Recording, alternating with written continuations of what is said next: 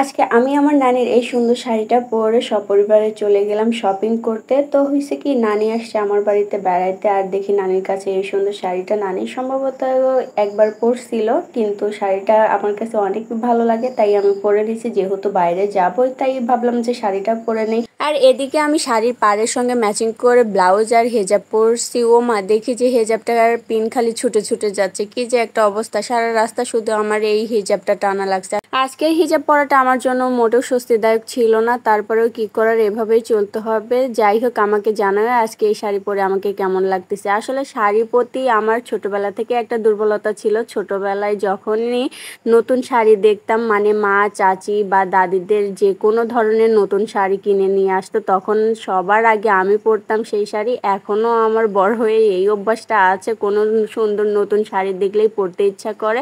তো যাই হোক, তারপরেই তো আমরা নতুন হাটে চলে আসি। আর আমার নানি আমাদের সঙ্গে আজকে আসতেছিল, সে এগুলো কখনো দেখেনি।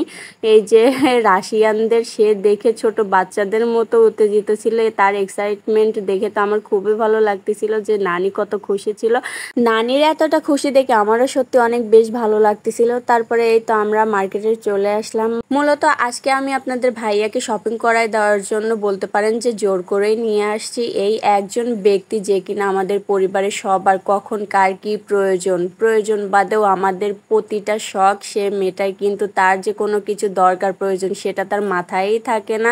তাকে যদি মনেও করায় দেওয়া যায় যে এটা আপনার দরকার, এটা আপনার প্রয়োজন, সে বলে যে আচ্ছা থাক, সামনে নিব বা পরে নিব, এখন তো এটা চলতেছে, এটা দিয়েই চালাই, এরকমটা বলে। আসলে যাদের কাঁধে সংসারের দায়িত্ব থাকে তারা মনে হয় এমনই।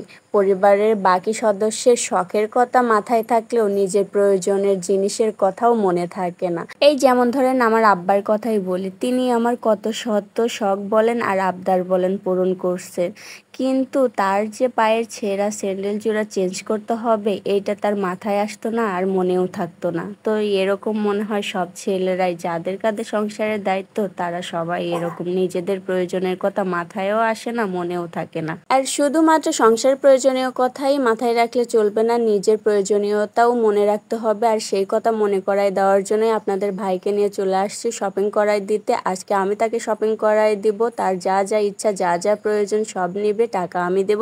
আর এই যে আমি বলতেছি না টাকা আমি দেব, এই টাকাগুলোও কিন্তু সে প্রয়োজনে অপ্রয়োজনে হাত খরচা করার জন্য আমাকে দিছিল, সেই থেকেই জমায়া তাকে আজকে শপিং করায় দিচ্ছি। আমি হাউস ওয়াইফ, বেকার মানুষ ভাই, আমি এত টাকা পয়সা কই পাবো, তাই তার দেওয়া টাকা দিয়ে তাকেই গিফট করতেছি। তো তারপরে তারকে কয়েকটা টি শার্ট, লুঙ্গি, তার যা যা প্রয়োজন সেইগুলো কেনার পরে সন্ধ্যা লেগে গেল। তারপরে আমরা একটা রেস্টুরেন্টে ঢুকে হালকা পাতলা নাস্তা করে নিলাম। খাওয়া দাওয়া শেষ করে আমরা রওনা দিলাম বাসার উদ্দেশ্যে। আর বাসায় আসতে আসতে আমাদের অলরেডি অনেক রাত হয়ে গেছিলো। তো এই ছিল আমাদের আজকের ভিডিওটা ভালো লাগলে অবশ্যই লাইক, কমেন্ট আর শেয়ার করে দিও।